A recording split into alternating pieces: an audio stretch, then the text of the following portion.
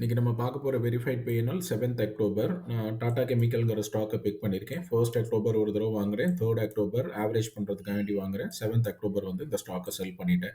இந்த ஸ்டாக்க big பண்ணினதுக்கு reason வந்து ரொம்ப சிம்பிள். Demand zone. யாராவது நம்ம சேனல் தொடர்ந்து பார்த்துட்டு இருக்கீங்கன்னா, நெறைய வீடியோஸ் டிமாண்ட் ஜோன் வச்சு நான் போட்டிருக்கேன். டிமாண்ட் ஜோன வச்சு நான் நெறைய ஸ்டாக்க பிக் பண்ணி ட்ரேட் பண்ணியிருக்கேன். இந்த பர்ட்டிகுலர் வீடியோல இன்னும் கொஞ்சம் எலாபரேட்டா வந்து உங்களுக்கு நான் சொல்ல ட்ரை பண்றேன். டிமாண்ட் ஜோனுங்கிறதுக்கும், சப்போர்ட் ரெசிஸ்டன்ஸ்ங்கிறதுக்கும் நெறைய டிஃபரன்ஸ் இருக்கு. டிமாண்ட் ஜோன் டிமாண்ட் ஜோனுக்கும், சப்போர்ட்டுக்கும் என்ன டிஃபரன்ஸ்னா, சப்போர்ட்ல வந்து ஒரே ஒரு லைன் தான் வந்து நம்ம போட முடியும். அந்த லைன டச் பண்ணிட்டு மார்க்கெட் மேல போகுதுன்னு சொன்னா, அத வந்து நீங்க சப்போர்ட் லெவல்ன்னு சொல்லலாம். டிமாண்ட் ஜோன்ல என்ன ஒரு சின்ன டிஃபரன்ஸ் வந்துரும்னா, 2 லைன் வந்து நம்ம போட்டுருவோம். இந்த 2 லைனுக்குள்ள பிரைஸ் வந்து ட்ரேட் ஆகிக்கிட்டு மேல போகுதுன்னு சொன்னா, அத வந்து டிமாண்ட் ஜோன்ன்னு சொல்லுவாங்க. எப்பயுமே டிமாண்ட் ஜோன் வந்து ஒரு ஸ்விங் லோல ஃபார்ம் ஆகும். இதுதான் வந்து ஃபர்ஸ்ட் டைம் வந்து டிமாண்ட் ஜோன் வந்து கிரியேட் ஆகுது.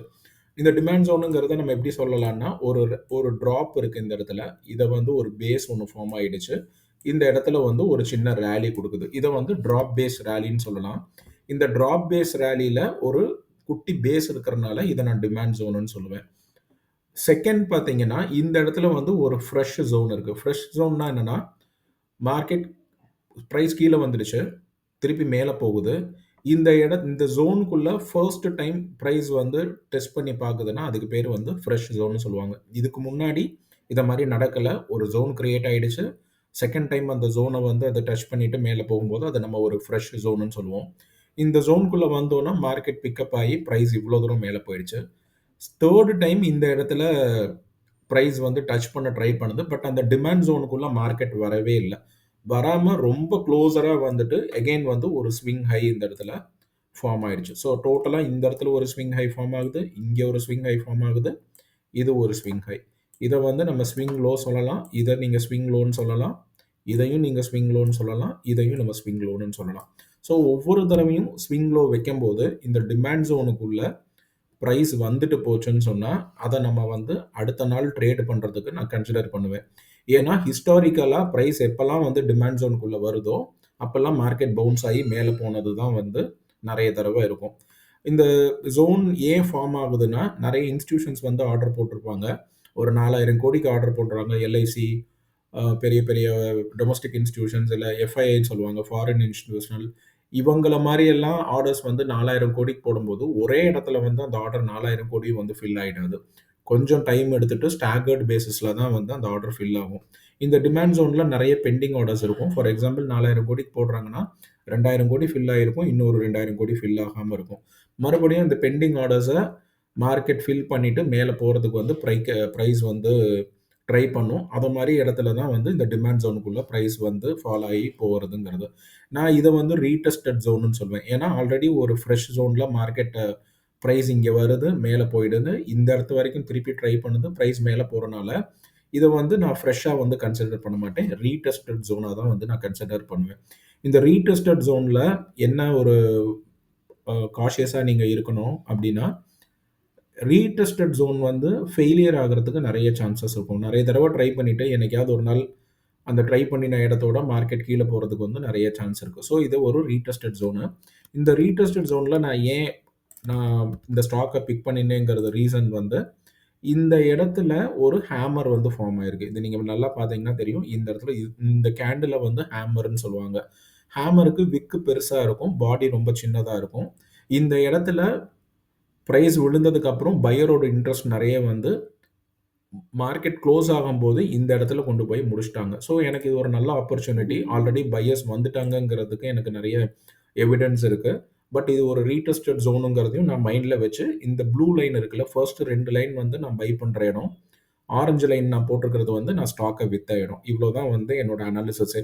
இந்த அனாலிசிஸ் பிரகாரம் நான் இந்த இடத்துல நான் ஸ்டாக்க பிக் பண்றேன். நான் கேண்டில்ல நான் ரீப்ளே பண்றேன். நீங்க வாட்ச் பண்ணி பாருங்க எப்படி போகுதுன்னு. நான் பிக் பண்ணின இடம் வந்து ரொம்ப ஹையா வந்து மார்க்கெட் இந்த இடத்துல க்ளோஸ் ஆயிருக்கு. இங்கேயே ஓப்பன் ஆயிடுச்சு. ஓப்பன் பண்ணினதுலேருந்து கீழ தான் வந்து பிரைஸ் போயிருக்கு. ஒரு 0.25 கிட்ட நான் வாங்கின லெவல்லேருந்து போயிடுது. நான் நெக்ஸ்ட் டே வந்து திருப்பி இந்த ஸ்டாக்க ஆவரேஜ் பண்றதுக்காக வேண்டி வாங்குறேன். ஆவரேஜ் பண்ணும்போது ஸ்டாக் மேல போயிடுது. இந்த இடத்துல ஒரு ரெட் கேண்டில் ஃபார்ம் ஆகுது. நெக்ஸ்ட் டே வந்து நான் எக்ஸிட் ஆயிட்டேன். ஏன் இந்த நெக்ஸ்ட் டே நான் எக்ஸிட் ஆகுறேங்கிறதுக்கு ரீசன் ரொம்ப சிம்பிள். எப்படி இந்த இடத்துல ஒரு பெரிய விக்கு கீழ இருந்ததோ, அதே மாரி இந்த கேண்டில்ல ஒரு பெரிய விக்கு வந்து மேல வந்துருது. தெரியுதா? இந்த இடத்துல ஒரு விக்கு வந்து மேல வந்துருது.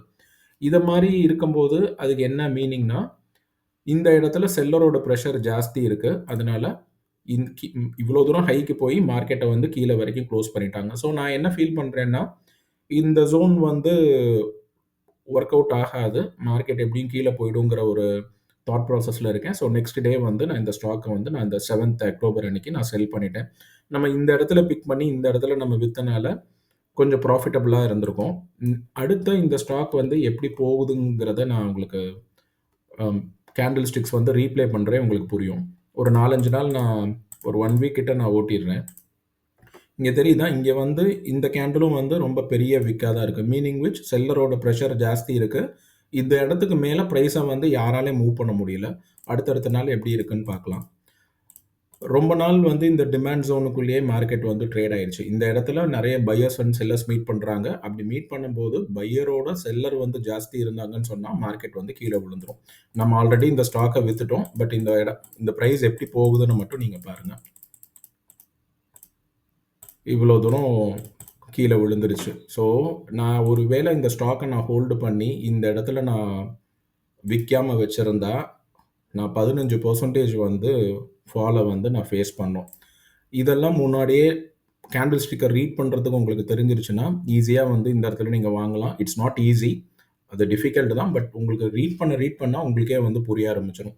இந்த இடத்துல நெறைய தடவ பிரைஸ் ஜோன்குள்ளேயே ட்ரேட் ஆயி, இவென்ச்சுவலி வந்து இட் ஸ்டார்ட்டட் ஃபாலிங் டவுன். இததான் வந்து டிமாண்ட் ஜோனுன்னு சொல்லுவோம். இந்த டிமாண்ட் ஜோன் வந்து இப்படி தான் வொர்க் அவுட் ஆகும். நீங்க நெறைய சார்ட் எடுத்து பாருங்க. நெறைய ரீட் பண்ணி பாருங்க.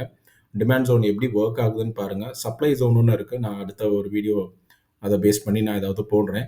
இதுல உங்களுக்கு ஏதாவது டவுட்ஸ் இருக்கு டிமாண்ட் ஜோன் பத்தி, இல்ல இத பத்தி இன்னும் உங்களுக்கு தெரிஞ்சுக்கணும்னு ஃபீல் பண்ணீங்கன்னா, கீழ கமெண்ட் செக்ஷன்ல போஸ்ட் பண்ணுங்க.